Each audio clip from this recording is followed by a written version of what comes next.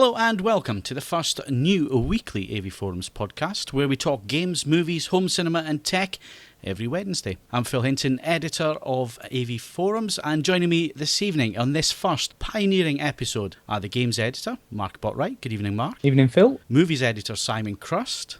Hiya, Phil. News editor, Mark Hodgkinson. Hi, Phil. And AVF assistant editor, Steve Withers. Greetings, Phil. We've moved from producing monthly editions of the Home Cinema and Movies podcast, and as I just said, this is the new AVForums podcast, which will be arriving every Wednesday. And as you'll notice, we have the entire editorial covered with members of the home cinema, tech, movies, games sections here to help us through the big stories that are happening right now in the world of tech.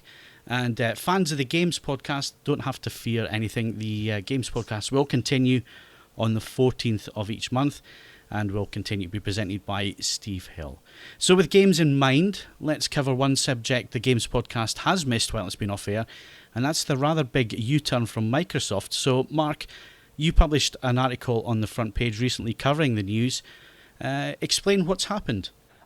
Yes, basically the fallout seems to have gotten too much for them. Lots of bad PR rolled into even worse PR.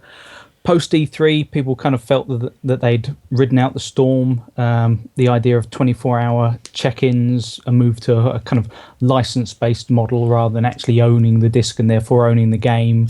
And trade-ins were going to be changed. And because they didn't mention anything at E3, everyone naturally assumed that perhaps they were simply going to ignore it and more would come out. There was plans for a family sharing plan, so that you could share with someone, halfway across the world, and you'd have this kind of games library that was available to everyone. And then just came the massive U-turn, and they basically said, "That's it. Too much is too much." There's going to be no more 24-hour check-in, and basically the status quo is restored. Trade-ins will be the same, and just as an extra little bonus, now the games will be region-free. Is this in reaction to the PS4? I mean, as an outsider who's, I'm not a big gamer. I follow the news. I follow what's going on. I'm interested in these consoles, probably more from an AV side than a gaming side, Mark. But it looks to me like they've seen what Sony did. Sony's given them a good kick in the nads, and they've said, right, let's change everything and go back to our old business model. Yeah, I mean, the problem is that they were kind of fighting on two fronts. The one was this idea that input one on the TV is going to be $1 billion industry, and everyone's kind of clamoring to be able to claim that. And at the same time, though, you've got to start the ball rolling. You start the ball rolling with sales, with the early adopters are traditionally the kind of hardcore gamers. And as soon as they turn against you, they were facing the prospect of kind of crippling, I think it was 4-1 pre-orders in favour of the PS4 when this kind of U-turn came about. So ultimately it was kind of money that pushed them towards that. I mean, they managed to get parity this generation, but they had a year's head start on Sony's console, and they also had their own, the 360 was significantly priced better off. So I think they just realised that too much was too much, and they weren't going to find that market. And then you also have the minor problem, which was lots of the ideas of the usability about it was based on things that weren't yet announced. People assumed they would build this big partnership with Sky. People were looking at what they were doing in the States with cable TV and simplifying things, and those kind of things just didn't really translate to a European market. Now, they've already kind of written off Japan. There were already quotes they were saying that it basically peaked as a market. So that you've written off Japan, you've got a lot of features that aren't going to look that great in Europe. It really was going to be a little kind of US-centric, cable simplifying box, and that was just kind of quite worrying. It's probably too late, though, isn't it? Haven't they shot themselves in the foot so badly they've actually blown it off, and now they're going to be limping for the next 4 or 5 years? Yes, but I mean, they have bought up a lot of gaming studios. They will have a lot of exclusives, and at the end of the day, I mean, don't forget the 360, if you believe certain kind of failure rates, was spectacularly high, and yet people don't tend to think of that anymore. So I think at a given point you can ride past that with enough decent games. The problem is that launch lineups are usually quite poor anyway, and people buy based on features and newfangled technology. And if the idea was you can do everything that you can do previously only you can't actually do it, then there's no great selling point there anymore. What happened post U-turn? The Amazon pre-orders went back up, didn't they? The Xbox One overtook the PS4 again. I don't know where it is right now, but it certainly for 2 or 3 days it went back ahead. So it seems that they've done. I know it's much more entrenched in the US, the 360, than it is in other territories. Yeah, but those numbers worldwide, or are they just for the US? I don't know. I think it was Amazon.com, so presumably it's just US figures. Yeah, and they've been knee-jerk after the U-turn. I mean, frankly, it's still overpriced, and no one. It's still a hard sell. No one wants to connect, so they're basically paying for a feature they don't want. Well, to me, the U-turn it just lost. It lost the major thing that I would think sounded really good, which was the family sharing. Just the way I game, I'm not a massive gamer. I don't have time these days, and I've got a small circle of friends who I know who do game, and my nephew does. And the idea of the family sharing was superb to me, and it was actually more of a system seller. And now, for me, they've just completely lost it. So yeah, it's I'm now left with something that's prospectively slightly less powerful than the PS4, bundled with a peripheral I don't really want. Hello. Oh, he's turned up. Hi. Sorry, were you waiting on me? Yeah. No. We're halfway through now. 8:30 it was, wasn't it? No, 8 o'clock. Oh, really? I only sent out like 6 emails, including one this morning. Oh, I'm really sorry. So joining us now is Games Podcast presenter Steve Hill. Good evening, Steve. Hello. You're a bit late. Yeah, so I gather I'm really, really sorry. I'm sure it said 8:30. Maybe I was wrong. So the first weekly podcast, off to a good start. So we're talking Xbox at the minute, Xbox 180, the big U-turn. Just gone through some stuff, Steve, just to bring you up to date. I mean, us and the listeners are up to date, but we'll be kind here and we'll bring you up to date. So what were your thoughts on the U-turn? Be interesting if you hit some of the points we've already discussed. Yeah, I mean, I guess it's great news for the gamer, but I think for me, I was already okay with all of the DRM and a lot of the issues that people had. The whole U-turn thing, it really says more for me about companies in this age and consumer power. And, Microsoft have already had to make a backtrack, or appear to have made a backtrack on the start button in Windows 8. It's they look fools, really. And yeah, it'd be interesting to see if we had Instagram not so long ago try and change their terms, I think, and then suddenly there was a U-turn there because of online backlash, possibly. Yeah, I think it says more about where we're at in this modern age of the internet and instant feedback from consumers, really. So it's interesting what you said there, Steve, about consumer power and listening to the internet, because certainly in my experience of 15 years of being online and using forums and so on, forums are full of negativity.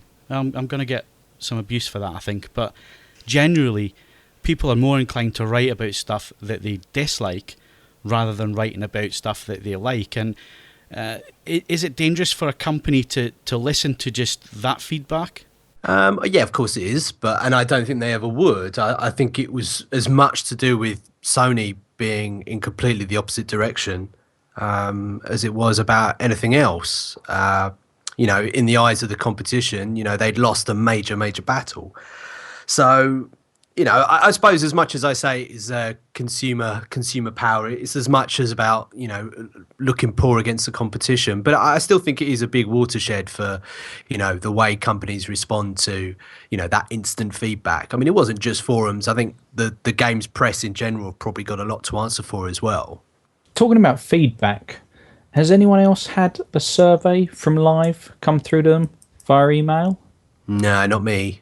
It was definitely not me. It was genuinely interesting because there was loads of stuff up to the point of, the DRM and the 24-hour check-in where people were saying, but no one's actually asked for this improvement. No one's actually said this is something that they want. This is something that, Microsoft have tried to be, what they're not, which is a trendsetter, and they've kind of stumbled over themselves.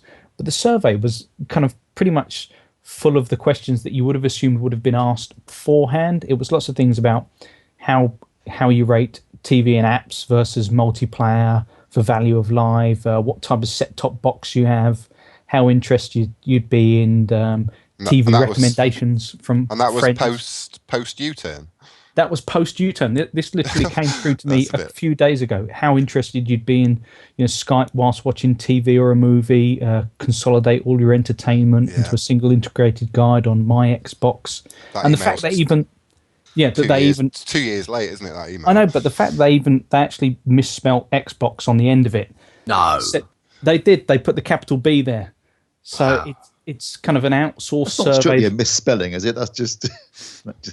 Steve, you left the 30 off the 830 in my email, so it does happen.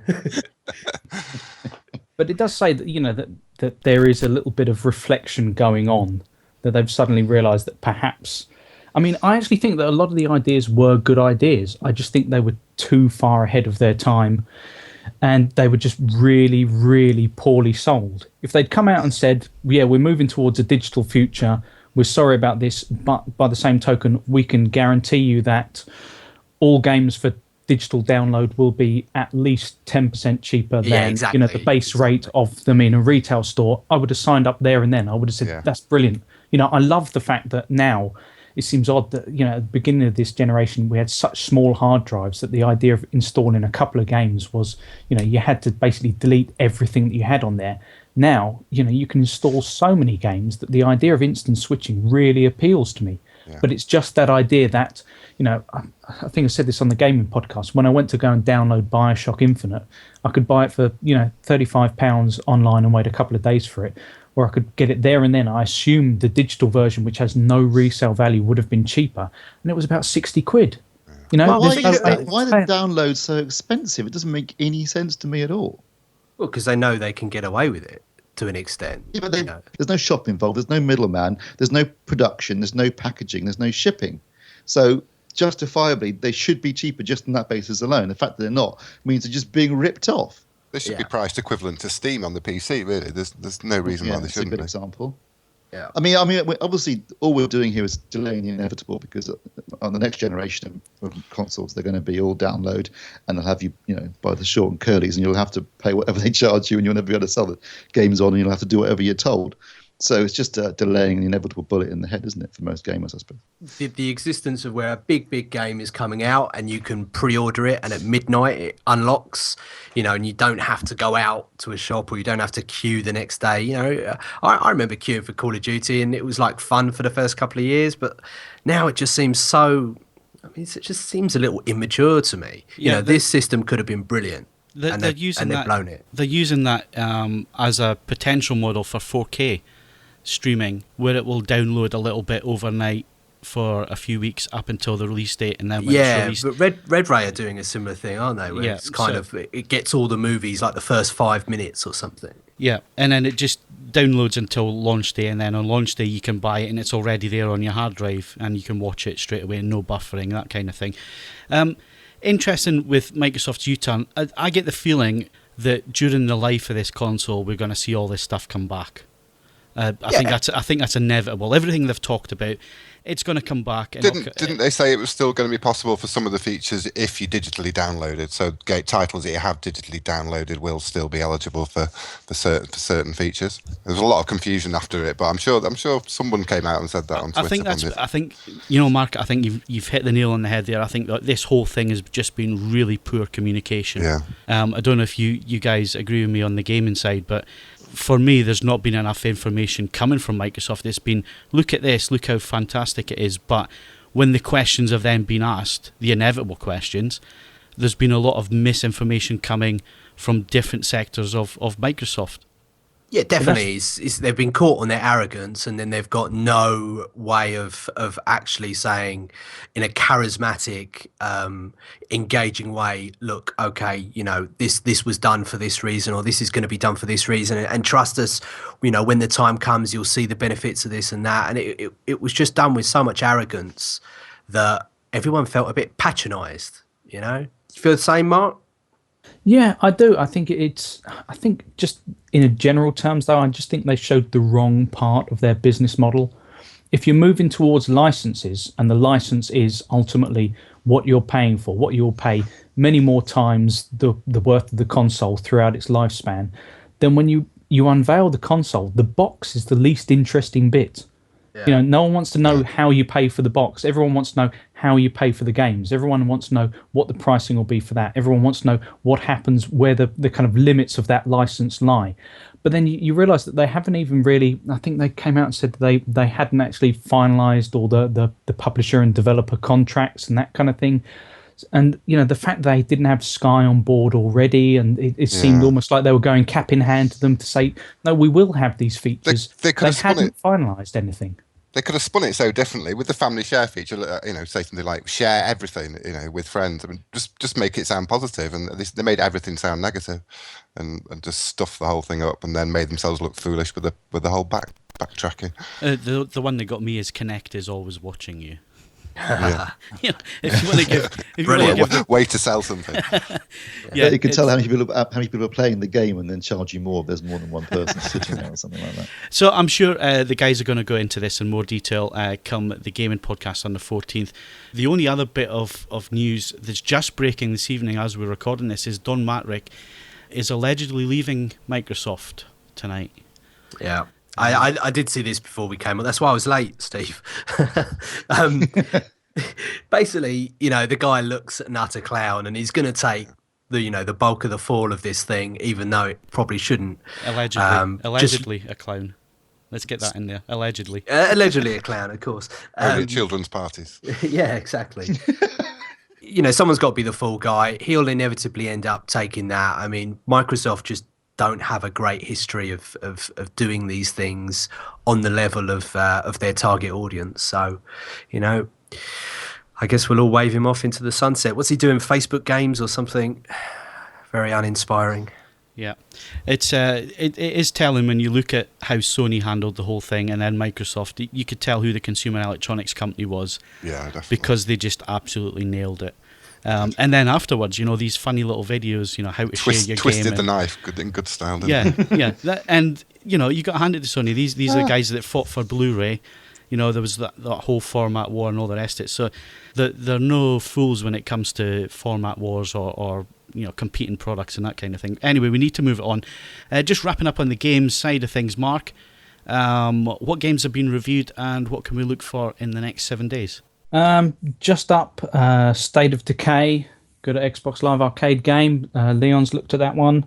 My review of The Last of Us has just gone online, and Ben will be looking at, I think it's the latest build of Prison Architect. Cool, so let's move on to movies, and what's at the cinema, Steve? Well, Phil, this is my weekly spot where I'm basically going to go and see all the so you guys don't have to. And last week, I went to go and see This Is the End, which is the new film from Seth Rogen and Evan Goldberg, who wrote Superbad, and they also wrote Pineapple Express. But this time they've actually written and directed This Is the End. It's one of those interesting things. I don't know how it is in Hollywood, but they always seem to end up making two films about the same subject simultaneously. So this year we've already had White House Down and Olympus Has Fallen, both of which are about the White House being under attack. And then in about 2 or 3 weeks' time, we've got Edgar Wright and Simon Pegg's new movie, The World's End, which is also an apocalyptic comedy. In this one, you have James Franco, Seth Rogen, Jonah Hill, all playing sort of fictionalized versions of themselves, which is it can be either good or bad. I mean, people like Larry David have done quite a good job of kind of ploughing that particular comedy field. The danger is that it becomes too sort of backslapping, congratulatory, kind of everyone's having too much fun behind the camera and not having as much fun in front of it, if you know what I mean. In this case, to be fair, there's a little bit of that, but there's lots of gags. It's very funny. If you like Seth Rogen, if you like the kind of movies those guys do, if you like Danny McBride, you're going to really enjoy it. There's lots of in-jokes.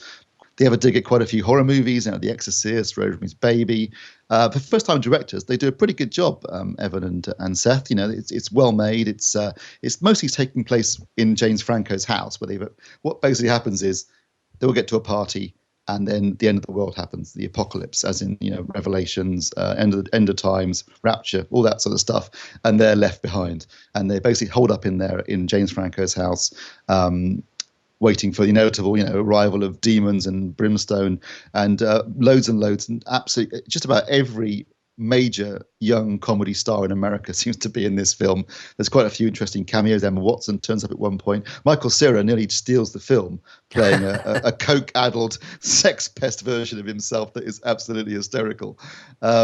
It's good fun. I thoroughly enjoyed it, but I am a fan of their movies. So for me, it was really singing to the choir, to be honest. If you're not a fan, you probably won't enjoy it. But if you are a fan, you'll love it. It's certainly a good teaser before we get to the main course in 2 weeks' time with Edgar Wright and Simon Pegg and the third part of their Blood and Ice Cream trilogy.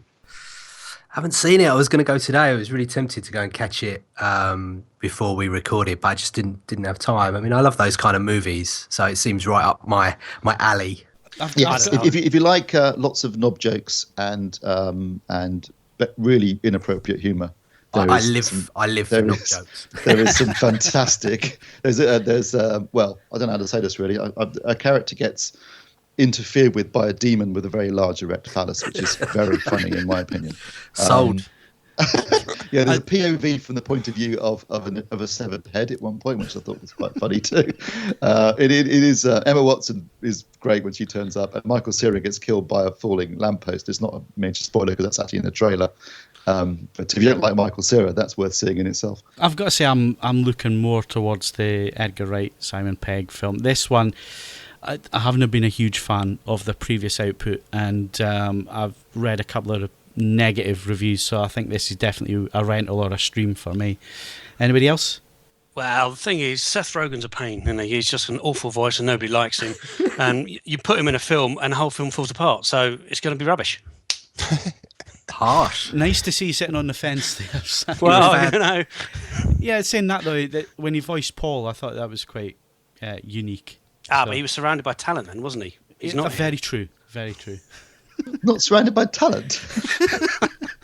Okay, let's move it on. So, Steve, your review is up on the site now. If people want to go and see it, it's avforums.com/movies. A subject we have covered in previous home cinema podcasts, and that's the whole streaming and different platform releases of movies. And quite interesting, this week, a film called A Field in England is going to be released multi-platform, which means it's going to appear in the cinema, streaming, on demand, on Film 4, and am I missing something? Oh yeah, Blu-ray and DVD.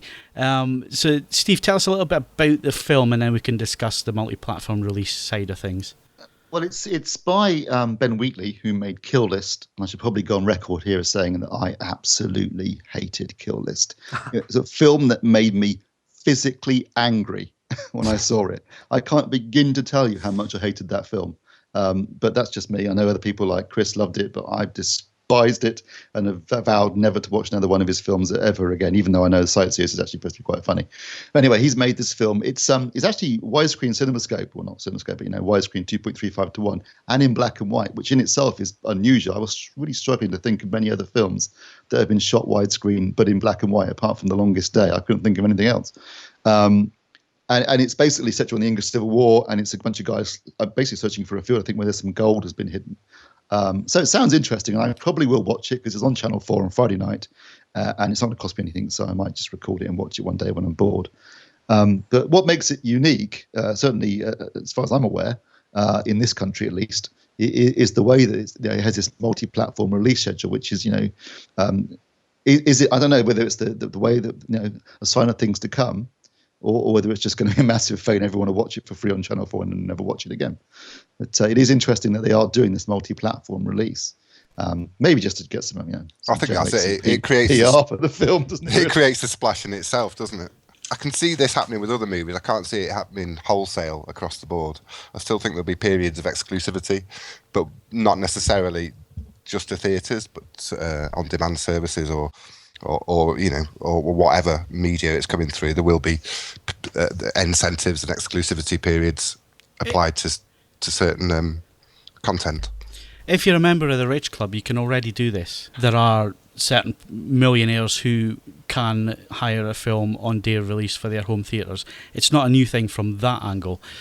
The whole multi-platform release thing for A Field in England, I think, goes a little bit too far in terms of it's on terrestrial TV, so it's fairly easy for everybody to go and watch it on that and not go to the cinema. But it also ties in with what Sony and Disney are doing in South Korea at the moment, which is that they are putting their new release movies, as they hit the cinemas, they're also putting them up as streams. And you can stream it obviously for a cost, but you can stream the movie, and they say it's an anti-piracy approach. It's interesting that Sony and Disney, two huge, massive studios, are doing that in South Korea.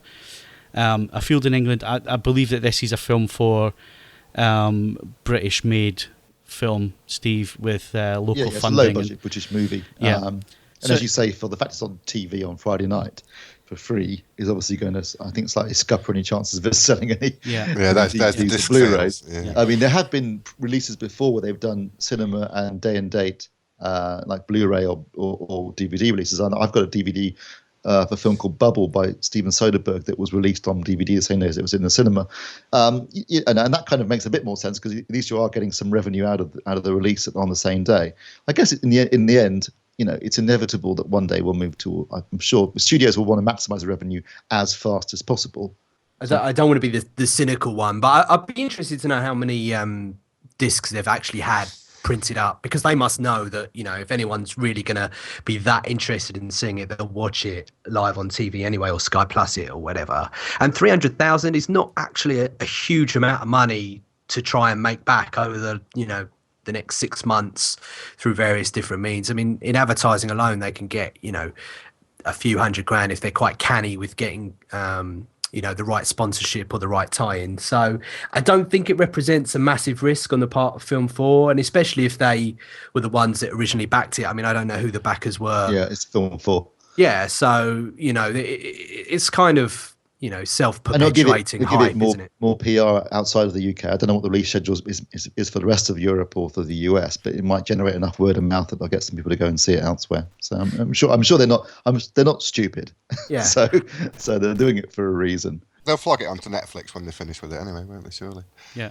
Well, I mean, the interesting thing, for me anyway, is the South Korean angle. This one, A Field in England, I think it's an interesting experiment, but I think we kind of know which way it's going to go. For me, the more interesting thing is Sony and Disney doing that in South Korea, and will that then, roll out to other regions? There was, I forget what the film was now, but there was an attempt to reduce the theatrical to disc window. Was it last year? Alice in Wonderland, that's the one. So they wanted to reduce that from something like 17 weeks to 10 weeks. And Odeon basically spat the dummy out and said, well, we won't show it in our cinemas if that's the case. Oh, I remember. That's right. Yeah. And they had to back out of it in the end. So, is it the future for cinema? I mean, I think one of the things that we see on a constant basis, Simon, is a film tends to make more money on its Blu-ray and DVD cycle than it does in the cinema nowadays. So is this what the studios are looking at? Well, that is certainly true, Phil. The studios look at the money they get in the theatre as a sort of a bonus. The real money is in after the fact, the DVDs, the Blu-rays, the advertising once it goes onto television. I mean, I personally, this particular film, I wouldn't want to watch it on Film 4, even though it's free, because you've got adverts stuck 3 or 4 times in the middle of it. Doesn't interest me whatsoever. I'd much rather have the Blu-ray, or I'd rather go and see it at the cinema. In this instance, I'd probably get it on Blu-ray, because cinema can be such a pain in the ass. I'm just getting so fed That's up. coming from the movies editor. I'm just getting so fed up. Do you not enjoy going to the cinema, really? Well, I do. I've taken to go to on a Tuesday where it's cheap. It's 2 for 1. I go with my son. I'm going tomorrow to see Despicable Me in 2D at 4:15 when there's hopefully nobody there. Okay, that's just why I go, because there's nobody there, and there's nothing better than having a whole cinema to yourself, and you can just sit back and enjoy the sound and the spectacle and the big. I've got to disagree with that, because I went to see Skyfall morning of release in an IMAX screen, which was packed out, and the whole thing is audience participation and seeing it socially with a crowd. I think that is the magic of cinema. That's a for big me. ticket movie. You want to see it with other people, and they're designed to be similar. And the best thing I've ever seen in the cinema was I went to a premiere screening of Trainspotting in Edinburgh, So it was a local audience. That's the place to see it. If you're going to see it in the cinema. It was a film. It was a film based in the city. It was characters that everybody, and the whole audience participation thing was absolutely brilliant. The scene with the toilet, you know, the groans, people, you know, almost being sick and so on, and then the line about the English. You know, the English are just w***ers. We just happened to be colonised by w***ers. There was one guy stood up in the cinema and went, "Yeah, f***ing right." But it's not a common phenomenon in the UK. But you know, the audience don't really get going. I mean, the only times I've ever seen that is in the States. I remember the first time I went to the cinema in New York, and I saw After the Sunset, the Pierce Brosnan heist movie. And people would clap and cheer like during the film. I'd never seen that. I thought it was brilliant. I mean, obviously, it's not right for every movie, but a popcorn movie is a popcorn movie, right? I know what you're saying, Simon, because there are times where I'll look at something and I'll think, right, I want to go and see that, and I'm going to go see it on Tuesday morning at 11 a.m. because there's no teenagers, there's no kids, there's no people talking on their phones and that kind of thing. I think for big films like Skyfall and etc., where you've got a big audience and everybody's getting into the movie, it's a great experience. And the cinema chains are not silly either, and the cinema industry introducing Dolby Atmos and Aura 11.1, we're not going to see them in the home, those formats. So they're trying to think of ways of getting us to go into the cinema. But coming back to the main point, it's all about money, and it seems to be that unless you have a weekend, a good weekend, your film's not picked up for the following week by the cinemas. Yeah, you're dead if you don't have. And you're dead. Weekend. And when you're looking at the budgets nowadays for movies, and it's getting stupid, it really is. I mean, even Steven Spielberg and George Lucas came out a couple of weeks ago and said, you know, the industry is likely to implode because the budgets are just too high, and the attention span of a modern audience and everything else added on top of that with streaming and being able to get it in different formats and so on, there has to be a new business model. Is that something you would agree with, Steve? Steve Hill or Steve Withers? See, ask Mark. This was going to be a problem. It really was. Or I'll ask Mark, and it'll be which Mark. Let's go. Steve Hill first. So a question again. All that build up. Yeah. You weren't even listening, were you, Steve? You weren't even listening. I've got the other Steve. At least he was listening, and then you can catch up. I forgot what you said as well. Hey. Hang on, what were we talking about? Where am I? No, it's gone. Yeah, well, basically, it's the business model. Is Hollywood gonna collapse because of the budgets nowadays? Because of the expectations? The budgets are getting ridiculous, and because of that, that's why we're getting so many franchise movies, so many movies based on established properties or sequels, because they've got a guaranteed audience. And when you're spending 250 million plus marketing costs on a movie, you have to guarantee an opening weekend. Otherwise, you are dead. Look, Disney made John Carter, no big name star, not a really well known, material. It's an old Edgar Rice Burroughs Pulp Fiction book, and it cost them $250 million, and they bought the farm on that one. You know, you need at least a big name star. If it's not a big name star, then you need a really well established franchise, and that's why there's so many comic book movies at the moment, because they've got a built-in audience. But going back to the original point you were making, Phil, about having streaming or making it available for streaming in Asia at the same time as the cinema release. Having lived in Asia, the reason for that, quite simply, is the level of piracy out there is astronomical. I mean, every time I was in a pub, in a bar in Hong Kong, there'd be a Chinese guy going around with a suitcase full of DVDs going, copy DVD, copy DVD. Everyone was buying them. Nobody went to the movies or bought stuff legitimately, except for me, because obviously, I wanted good quality. But the level of piracy. Sorry? They normally got porn in the back of the bag. If you ask nicely, you'll get the porn out. You're speaking from experience there, Steve. Hell yeah. You come round in Soho on a Friday, they'll be selling the fake cigarettes, the movies that come out. And you say, sorry, who buys porn on DVD? There's a thing called the internet now. Well, they knew their target market, because Friday night in Soho, where everyone's absolutely faced. Sorry, that's another beep for you, Phil. You've definitely got an audience there. I think that little Chinese guy knew that too when he was in the bars in Hong Kong. So let's just quickly wrap this one up. It's something we'll come back to in future podcasts. But is this the future? Are they doing the right thing? Or is cinema going to die for it? I mean, what's people's sort of roundup on this? Let's go to Simon first. No, well, yeah, I mean, it is the future, but cinema's not dead. It's a long way from dead, despite my own reservations. You guys have nailed it exactly. You know, people are still going to want to go to the cinema for the very reasons that you've listed. I will still go to the cinema, but for different reasons. I'd much rather go and sit on my own and Yabu sucks to the world. Absolutely. So, but I will still go, and I will still pay the money. Yeah, so we're all going, but for different reasons. So for that reason, cinema isn't dead, and it won't be. And you know, they keep throwing more money at it with you mentioned Dolby Atlas and all the bigger screens, better sound, which you're not going to get in the home. So cinema isn't dead. It's a long way from dead. Big studios have got to learn that the more money you throw at a picture doesn't make it a better film. You know, scale it back a bit. Yeah, Hobbit, a good example of that. You know, giving somebody too much leeway with something, but that's another subject for another day. Let's go to Mark. No, I don't think cinema's dead. I think you'll see it split, though. I think you'll see more. I think you'll see the kind of middling-sized cinemas slowly dwindle away, and it will be either large, you know, very big scale, you know, plush cinemas where people will congregate to in the kind of larger cities, or very much kind of small indie. I think that the kind of middling-sized cinema has had its day. But this, as the future, it just sounds right now more like a kind of big kind of PR campaign than anything else. Yeah, I don't think the cinema's dead just yet. Particularly with family films, it's an event when you're taking the kids out. You know, it's not something you can't recreate in the home so easily. It's, you know, it's an afternoon out, and I think that will always exist. Whether they'll look at it a bit more closely in the future with particular titles and the kind of content, and if they think they might get better numbers by streaming, you know, simultaneously, they might look at it on that basis. But I certainly don't see the cinema as dead. No, I don't think cinema's dead for the reason you've already mentioned, Phil, which is that it's a communal experience, and you know, a good horror film or a comedy is always much more fun when you're with a crowd of people all laughing or screaming at the same time.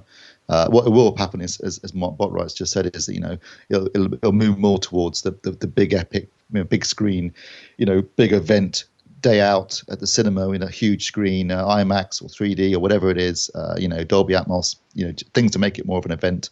And that will probably mean that the middle-sized cinemas are going to suffer, but there'll still be the small art house ones who cater towards, you know, the more obscure movies you would normally see at the big venues. No way is it. I think Lucas is being a big fat troll, having just sold, you know, all of the Star Wars rights for X amount of billions upon billions. So, you know, it's all very easy to sit there and suddenly start taking swipes. And Spielberg, you know, he's an absolute legend, of course, but, you know, even he struggled to get Lincoln backed, and it was very nearly a TV movie. You know, I think they're guys that are slightly disillusioned with the way that the business is. You know, people aren't going to stop going. I think it says more for independent cinema, and, you know, to make something for $300,000 and then find a platform on Netflix or Amazon or something like that, you know, that's interesting. You know, for those guys to maybe run a film festival or something where the release is online and people can watch and, you know, vote on the best one. You know, I can't where viewers actually vote the winner. I think that's a far more compelling. That's happening now. I mean, that's happening now, isn't it, with TV series? Amazon have done exactly that, haven't they? Yeah, exactly. The vote. And I think the thing about Amazon and Netflix as well is they may not necessarily have the kind of technical, you know, requirements that someone like you know, if you're going to shoot something for the BBC or for broadcast, you've got to hit very clear, defined technical levels, you know. And Phil, as you know, I don't know about that, Steve, because House of Cards on Netflix was absolutely stellar. I mean, they had David Fincher running the show. It looked no, of course, superb. and they spent a huge amount of money. Yeah, of course. I'm not saying that they don't spend a lot of money. What I'm saying is it could open it up to a new breed of independent production house, someone that doesn't need to ever aim to get their movie in the cinema. They can instead aim to find platforms online and still make good money, you know, and still earn a living and fund new projects. I think that's really exciting. That's interesting that you raise that, because YouTube and Vimeo are moving to video on demand platforms just to do that. So independent filmmakers can sell their product on YouTube or on Vimeo. So already it's moving that way. So I think you're going to see a clear divide, if there's not already a massive divide, between Hollywood and Bollywood and everybody else. But where things are progressing is with TV. And that was one of the points that Spielberg made in it, and it was an important point. TV really has moved on now, and where in the past you had big directors who would avoid TV and see it as second best to Hollywood, as Steve alluded to, you've got David Fincher moving over to Netflix, given $100 million and make this series. Which helped, obviously. Which helps, but Netflix took the gamble. And I have to say, it's probably one of the best TV series I've watched in a long time. It's phenomenal. And I guess the one that really kicked it off, and this is my little segue into this subject matter, was The Sopranos. Was The Sopranos. It was one of the HBO particularly. Isn't HBO, it? Yeah. Did you like that segue? I thought it was really well done. That. Golden rule is segues. You can't talk about it. I saw it come in 3 minutes ago. So anyway, I mean, obviously The Sopranos was probably one of the first to really sort of push the envelope, have something that looked cinematic, that wasn't necessarily episodic, but actually just told a story over so many seasons. And sadly, we lost James Gandolfini last week. I've got to be honest here and say that I only watched season 1, and I've still to catch the rest. What about you guys? God. Wow, you are in for a treat. Yeah, you are. I'm jealous of you. Yes, absolutely. I'm jealous of you. All right, it's just I'm that busy. I kind of watch everything. But so what's your guys' thoughts on obviously the passing out of James Gandolfini, but the series in general? I think Sopranos was one of the. I mean, HBO for a number of years had been edging towards that, but I think that was one of the breakthrough shows for them in terms of, it was quality television with really good direction, fantastic cast, brilliant acting, superb writing, very, very much adult fare, adult drama made by adults for adults. It was just something you don't get at the cinema anymore. Now all movies are made for 14-year-old boys, so you don't get anything remotely edgy. You've got to go to places like HBO to get it, and not just The Sopranos, but after that they had things like The Wire, which again was absolutely brilliant. Now you've got them with things like Boardwalk Empire, which was, of course, had the pilot directed by Martin Scorsese, and then you've got Game of Thrones, which is actually knocking out of the park at the moment in terms of quality television drama.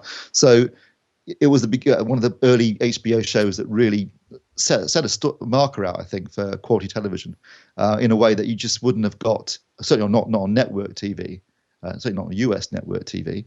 That you had to go to someone like HBO or the other like Showtime, I guess, and some of the other cable networks. But they were the first one to really get in the big names, really talented writers and directors, and give them free reign. And then that's one of the reasons why Fincher went to Netflix with House of Cards, was because Netflix said to him, "We'll give you $100 million, and you can do whatever you want." And HBO have been doing that to a degree as well. They would commission an entire series. It's not like a US network where you get for 12 weeks, and if you haven't got the numbers, you're cancelled. HBO will commission the whole series, a bit like the BBC will do. So that's why they're shorter, obviously, they're only like 10 or 12 episodes. But you're going to get a full series. You're not going to get a cut off. You're not going to go a Firefly on you, and halfway through it's just going to get cancelled.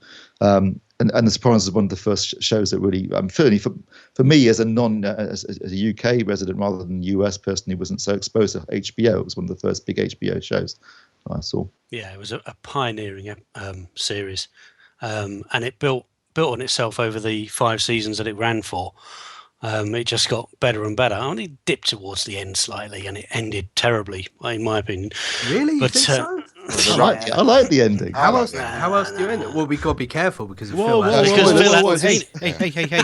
shh. No I think spoilers. the writer's strike didn't really help its cause towards the end, did it? But other than that, it was absolutely sensational. But James Gandolfini, he what perfect casting. Absolutely perfect casting. He was Tony Soprano, and the problem with that is that you couldn't see him as anything else. You see him in anything since, and even before. You think, oh look, it's just been Tony. Yeah, exactly. Yeah. It was a stunning piece of casting, and he was brilliant at it. Absolutely brilliant. The funny thing is, he apparently in the audition felt he was doing so badly that he actually stopped everything and said, "Can I come back tomorrow and redo it for you? Go again." And they were so taken aback, they said, "Yeah, fine." Is that right? I didn't know that. Absolutely true. Yeah, he did a really, really amazing interview on, I think it's Inside the Actors Guild or something. It's a series they do in the States. I'll send the link through and we can put it in the show notes. And he's just so candid in it and so open. He really was, just an amazing actor. First time I ever saw him was in, I was aware of him at least, was in True Romance, where he plays the hitman and gives a speech to Patricia Arquette before they have that massive punch up. The homosexual hitman. No, that's the next. I think he played. Right. He's just the guy who goes the first time he kills somebody. Oh my goodness! I remember the scene. Yeah, sorry, it's brutal. He's absolutely terrifying. And when she stabs him in the foot, and he goes, "Right, no more, Mr. Nice Guy." She's going to get a serious beating at that point. But that was memorable, very much. It's only a small scene. He's in I think 1 or 2 scenes. But he was incredibly memorable. So sadly, James Gandolfini no longer with us yet. I have the seasons after season 1 to catch up on, and with what everybody's been saying, I think I'll look forward to that and crack on with it. So just to wrap up on the movies very quickly, Blu-ray review highlights, Simon. What have we got to look for in the next 7 days, and what have we missed this week? Okay, just published over the weekend was the American version Blu-ray edition of Life Force Collector's Edition. Chris has given it his usual loving attention to detail. Unsurprisingly, but he kind of deserves it because, you have to be of a certain age to appreciate this film. He and I think you as well, Steve, when it first came out, it was something of a landmark film. Not particularly good film, but it's great for all the right reasons. So that's just been published. I've published a little-known film called Broken, which is a little independent film. I was just having a read of that, Simon, and piqued my interest, and I had a look at the trailer as well. It looks like a really well done. I'm surprised to see Tim Roth in it as well. Well, yeah, and Cillian Murphy, big names, but they only play incidental characters. The main girl, Ellie Lawrence, wonderful. 12 years old when she filmed it. She plays an 11-year-old, and she hits it every time. It's a great film, and really quite shocking. And some of the things that go on, a little bit too close to home in places. You can recognise all these characters from, if you live in and around suburbia. Check it out if you can. But up and coming, we have on discs on the way to be reviewed. I can't promise in the next 7 days because we're very much in the lap of the post gods. Cloud Atlas is coming. Stoker, The Car, which Chris is going to lovingly give full details on. 1976. Jaws in a car, if you believe that. It's a very strange little film. Watched it tonight. And sounds right up Chris's street. Absolutely. And over the top 3D rubbish, Oz the Great and Powerful, James Franco which again. I saw last week. As I quite enjoyed it because at least Sam Raimi lobs things at your eyeballs a lot, which is what the point of going to see a 3D film, frankly. And Cloud Atlas is worth seeing. Cloud Atlas is great. It's different. We've been moaning about films being so cookie cutter and all the same and franchise and that sort of. At least Cloud Atlas dares to be different, and for that reason alone, it's worth going to see. And I thought it was actually quite a moving and thought-provoking movie. Did you see that in the cinema? I saw it at home on my home cinema. So I couldn't imagine watching that in the cinema. It's too long. So it's 3 hours, not that bad. It's not like it's not like Return of the King long, is it? 3 hours is that's too much for me. Even at home, it's too much. You need to get a better seat. Oh yeah, tell that to my son and wife. I always seem to be last in line for the good seats. So that wraps up the movies for this week. Okay, so let's move on. Home cinema time. We've done 4K to death, guys. It's coming. It's moving along nicely. There's announcements almost on a daily basis at the minute in terms of manufacturers getting behind the format. Let's face it. It's going to come round in September at IFA. I think it'll just be a 4K loving when you go there, Steve. And then when we get to CES, I think the buzzword is going to be 4K. So let's look at something a little bit different. And Dolby and others are backing a new high-resolution audio format. I believe it's called Pure. Is that right, Mark? High Fidelity Pure Audio. To give it its full catchy title. So that's going to really sell, isn't it? Well, the obvious question, HFPA, maybe. The obvious question has to be: is this yet another SACD and DVD audio? Well, yes. Initial snap reaction, yeah, very much so. I think it's too late. I think they're too late. I think the swing to digital downloads is so great that unless they can get these things out at ridiculous prices, then I just don't see it taking off. I mean, there are people that value quality, but you can download lossless now, and that market's growing, and you can store it all on the cloud. And do you really need? So I think the great selling point is you don't have to go out and buy another player, because your Blu-ray player will play them. But will people go out and do it? Another matter entirely. No one bought DVD. I don't think they will do in any significant No one bought numbers. SACD. I mean, no one cared. So they're just trying to find a way of keeping Blu-ray going for a bit longer, basically. Which they want to do that, make it 4K. That'll keep it going for me. Okay. So, Mark, Simon, Steve, does this interest you in any way? No. No. I've already got it. People don't know. They don't even understand. As far as they're concerned, MP3 is a great format. I don't know who this is for. If it's for like 0.0001% of the world, why? Why do it? They're not going to make their money. It's not worth it. But they do give you the MP3 and FLAC digital download as well. But it just strikes as just too little. As too late. well. Yeah, as well. Excellent. So most people end up listening to the MP3s anyway. Yeah, because for convenience, exactly. Yeah, but you see, this is what worries me about this, because this is the attitude now. It's MP3 for audio, and we were talking about streaming earlier on. We've spoken about it in past podcasts. Is it because it's so easy and so convenient? Are we going to start losing? Is there any point going to 4K? Because the same argument could be, well, what's the point of going to 4K? We've got 1080p, it's good enough, or we've got 720p and it's good enough. I was going to say, I agree. I don't think there is a market there. I don't think there'll be a market there for at least another 5 years. I mean, I work in video production, and I always offer my clients Blu-rays, and 9 times out of 10, they're just like, no, DVD will do. They're not on that level yet. So, I suppose our view is skewed because we're enthusiasts and we're reviewers, and we want everything cutting edge. But again, it's for such a small percentage of people. I mean, and if we're not interested in this, then who is going to be interested in this? Yeah, exactly. I mean, my dad's a massive audiophile. Electrostatic speakers and valve amplifiers, and he's the one who kind of would be interested. But as far as he's concerned, vinyl is still king. So I think it raises an interesting point, which Phil's just pointed out. We are moving into a download feature. So you're already downloading music. That's pretty much the way most people access music now. They download it.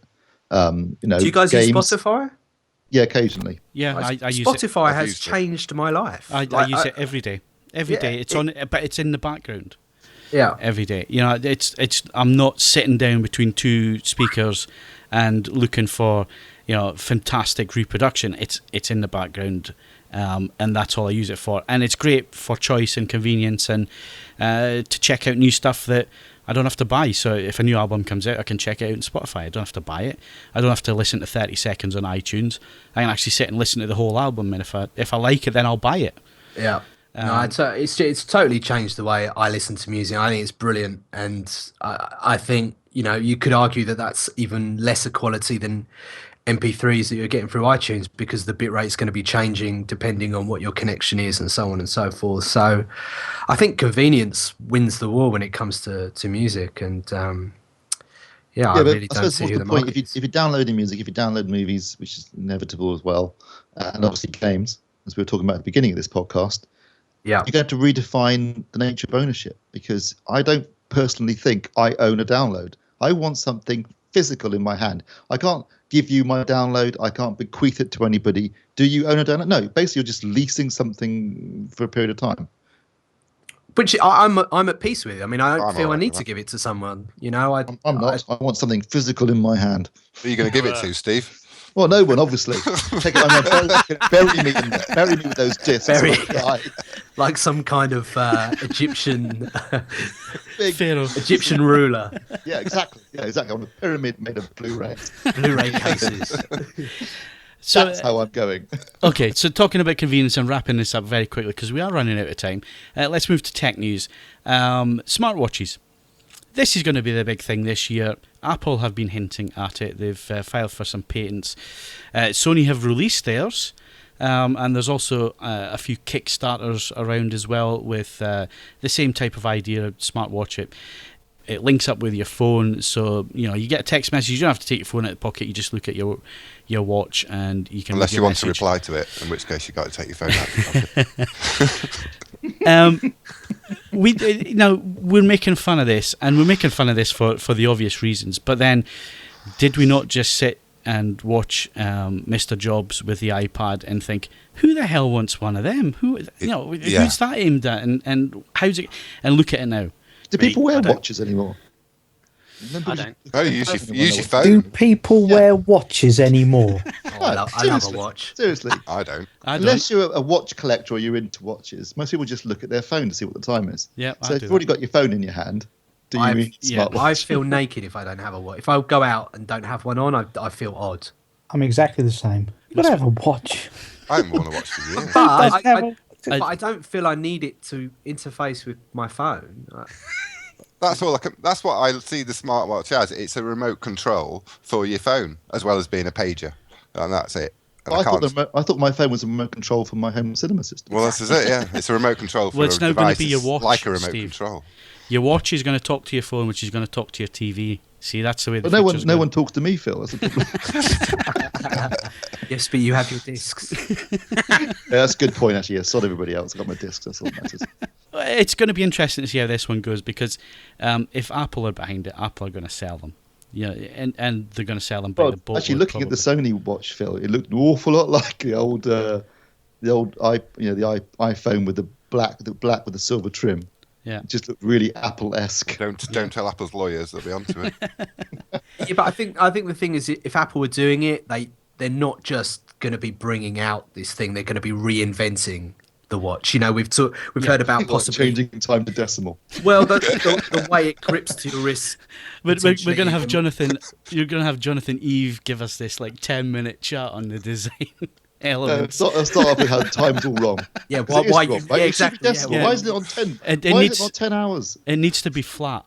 That's where everything's going now. Everything needs to be flat. There's been prototype or sort of mock-ups where it's one single piece, and I can see Apple having something like that. I don't think it will just be a watch with an iPod in the middle or something. It'll probably have FaceTime. That's my guess. There'll be something cool about it. Yeah, that'll be cool. But I still don't fancy it. Does anybody use FaceTime?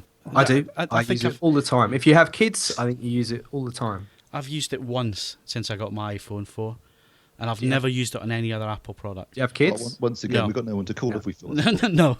Well, we just call each other and we can do that. That representative. Yeah, the last thing I want to do is look at you. With all due respect. I think if you have kids, then it's a very different kettle of fish. My parents. Why is it different then? Why is it different? Why? Because you want to see your kids now and again. I think my no, you're using FaceTime because you don't want to see your kids.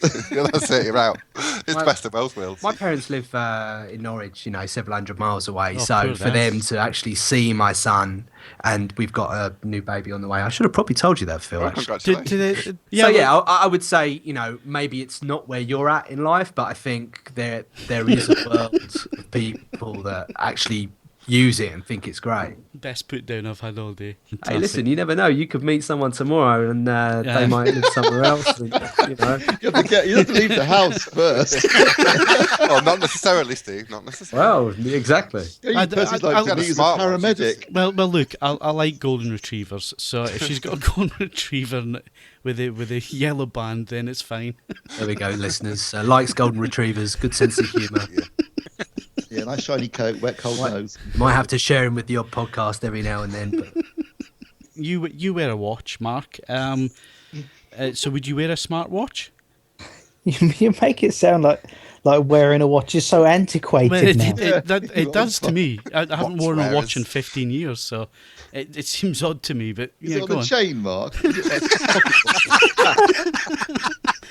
It's on a monocle. But you know what? If this thing takes off, I mean, the point with something like a phone is that you can put it in your pocket, that kind of thing. It doesn't get knocked as easily. Something like a watch is still, you can knock it if it's like touch screen interface and that kind of thing. I just, I wouldn't want something that kind of expensive. I don't know. If you're doing DIY, you got to take it off, and it just seems like a hassle. Well, one thing, the beauty is, if you've got an expensive phone, you put it in your pocket when you're out in public, and people don't know what you've got on you. If you're wearing this big watch, it just says, I've got this funky watch, so I've definitely got a nice mobile phone in my pocket. Come and mug me. That's the policeman in you talking there, I think. Yeah, that's the copper in you. Yeah, but I mean, generally anyone that wears a flash watch, I mean, you know, It's it's a to kind get of... mugged. Yeah, surely the principle is the same. If you've got an expensive watch, you take it off if you're doing something that's potentially harmful to it. I think the Yeah, big... but you I'm not a watch wearer. Sorry, but you can hide a Rolex if it starts beeping underneath your sleeve. There's not much you can do to get away from it, is there? And being Apple, they'll probably come in like all these lurid colours as well. I think the thing, if they get it wrong, like this is going to add more weight to the... You know. They're not always going to get it right, are they? Well, the argument At some point in the future, I think they'll have a product that won't. people will argue Apple are on their way out now. Well, I think this is financially Had that they're debate not. already. But yeah, exactly. You know, every dog has its day, but also, you know, you'll have to let way for someone else to come in sooner or later. And Yeah. you know, Android's on the up, and one more boring iPhone, and everyone's going to be like, well, who cares? You know. Yeah. But is it the product that sells it, or is it the hype? I mean, at the end of the day, you know, we've got these things coming out, and Sony have released one. You know, we are all questioning it. If Apple released one tomorrow, people would go out and buy it. Yeah, it's a status thing. That's what Apple have done so well. They sell you stuff expensive, and they design it in such a beautiful way. And let's face it, Apple products are beautiful. They're aspirational products. People want to buy them. People want to own them. They look like Samsung products to me. Apple lawyers would argue differently. We're getting into a whole new podcast discussion there, and we don't have to go into that. Wearable tech seems to be like the big thing for the end of the year and early into next. You know, Google Glass and... I'm more interested in glasses. Yeah, I just don't know if I care. You know, wearable tech is great in principle and in movies. But I just think you'd look like a dick. Yeah, with Apple Glass on. exactly. Yeah, with but the you could have like glasses the with the watch. Robocop used to HUD that. on it, everything. Come on. You're going to end up watching porn on it, Clicking getting his knocked face over saying, when "I you're love this crossing the guy." road, aren't you? That's why you want to save it for the DVD, man. Okay, well, I think For FaceTime. FaceTime. Okay, I think we've gone well off tangent now, but that is the podcast for this week. Thanks very much for listening. We are here every Wednesday. Don't forget, you can follow us on Twitter at AVForums. If you want to follow me, it's at Phil Hinton. If you want to follow Steve Withers, it's at Stephen Withers with a PH. If you want to follow Mark Hodgkinson, it's at Mark Hodgkinson 3. Provided you can spell it. Steve Hill, what's yours? Is it at Motion? No, I think it's at Steve_Hillskill. I don't know. I mean, I think it's on my forum thing. You'll find it. And I'm guessing here that Mark and Simon don't do Twitter. No, absolutely right. If you want to follow me, you off.